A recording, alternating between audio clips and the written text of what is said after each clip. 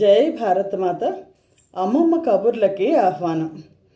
చాలామంది ఏమంటుంటారంటే, ఈ మధ్య ఏంటో మాకు చాలా కష్టాలు వస్తున్నాయి, ఎన్నో పూజలు చేస్తున్నాం, ఎన్నో వ్రతాలు చేస్తున్నాం, కానీ దేవుడు మన మాట వింటలేదు అని అంటుంటారు.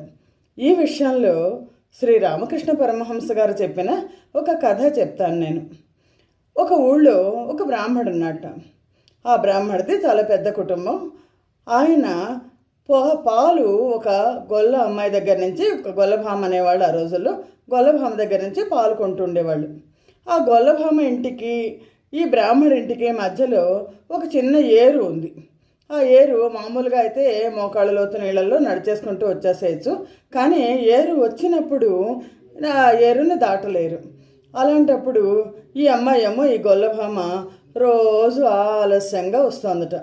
బ్రాహ్మడు రోజు విసుక్కున్నాడు, ఏంటి నువ్వు పాలు ఇంత ఆలస్యంగా తీసుకొస్తున్నావు, ఇంట్లో పెద్దవాళ్ళు ఉన్నారు, చిన్నపిల్లలు ఉన్నారు, పాలు ఇంత ఆలస్యంగా తీసుకొస్తే ఎలాగా అని అంటే, ఆవిడందట, బాబుగారు ఏం చేయమంటారు, ఏరేమో నిండుగా ఉంది, ఏరులోనేమో ఏరు మీదేమో ఒక్కటే పడవ ఉంది, ఆ పడవవాడు అటు ఎవరినన్నా జనాన్ని ఎక్కించుకొని ఇటువైపు తీసుకొచ్చి దింపి మళ్ళీ ఇటు జనాన్ని ఎక్కించుకొని అటువైపు తీసుకెళ్ళి దింపుతాడు. నేను అక్కడ ఎదురు చూసి ఆ పడవ నిండేదాకా వాడు కదలడు, అందుకనే నాకు ఆలస్యం అవుతుంది.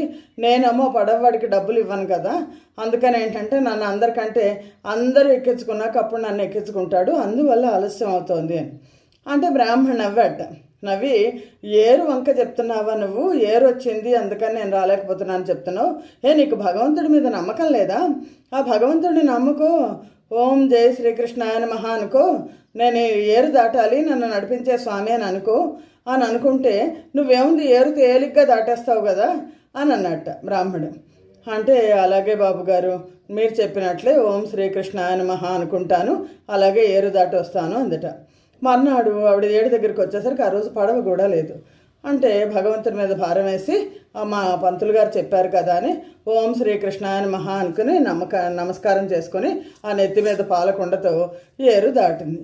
ఏరు శుభ్రంగా ఏరు మీద నీళ్ళ మీద అడుగులేసుకుంటూ ఏదో మోకాళ్ళ దాకానే వచ్చాయి నీళ్లు, ఏరు దాటేసి వచ్చి పోసేసింది. ఇంకా ఆ తర్వాత నుంచి ఏంటంటే, ఇంకా ఆలస్యం చేయకుండా ప్రతిరోజు పొద్దున్నే లేచి, ఇంకా అసలు పడవ కోసం ఎదురు చూడాలి అమ్మాయి, ఎదురు చూడకుండా ఓం శ్రీ కృష్ణాయ నమః అనుకోవడం, ఏరు దాటేస్తుంది, ఏరు దాటేసి వచ్చి పోస్తుంది.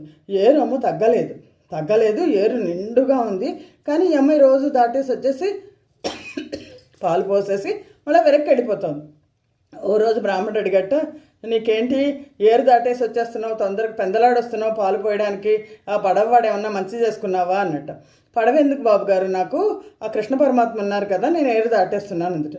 కొంచెం బ్రాహ్మడికి అనుమానం వచ్చిందట, కృష్ణ పరమాత్మ ఏరు దాటిస్తున్నాడా అని అంటే, అవును మీరు చెప్పారు కదా ఓం శ్రీ కృష్ణాయ నమః అనుకుని నేను ఏరు దాటేస్తున్నాను అని అనేసరికి బ్రాహ్మడు అన్నట్టు, ఏది ఎలా దాటుతావో చూపించు అన్నట్టు అని అంటే, ఆ అమ్మాయి రండి నా బాబు గారు నాతో పాటు రండి అని ఆ ఏరు దగ్గరికి వెళ్ళంగానే ఓం శ్రీ కృష్ణాయ నమః అనుకుని అమ్మాయి నీళ్ళ మీద నడుచుకుంటూ వెళ్ళిపోతుంది, మోకాళ్ళ దాకా కూడా నీళ్ళు నడుచుకుంటూ వెళ్ళిపోతుంది.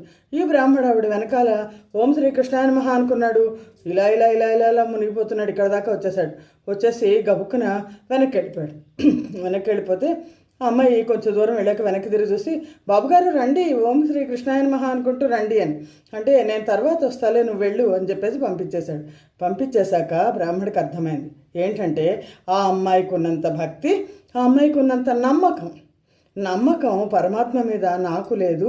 ఓ పరమాత్మ, నాకు భక్తిని నమ్మకాన్ని కలిగించు, ఏదో చెప్పడం కాకుండా మనస్ఫూర్తిగా నువ్వు నన్ను కాపాడుతావు అని ఆ నమ్మకాన్ని నాకు కలిగించు అని దండం పెట్టుకుని వెనక్కి వచ్చేసట. అంటే పరమాత్మని పూర్తిగా నమ్మినప్పుడు ఇక్కడ సగం భక్తి ఉండడం, కొంచెం భక్తి ఉండడం, నేను ఏదో చేశాను పరమాత్మ నాకేదో చేయలేదో అనుకోవడం తప్పు. పరమాత్మ మీద పూర్తి నమ్మకం ఉన్నప్పుడు తప్పనిసరిగా ఆ పరమాత్మ మనని ఆ ఏరునే కాదు, ఈ భవసాగరాన్ని కూడా దాటిస్తాడు. జై భారతమాత, జై హింద్.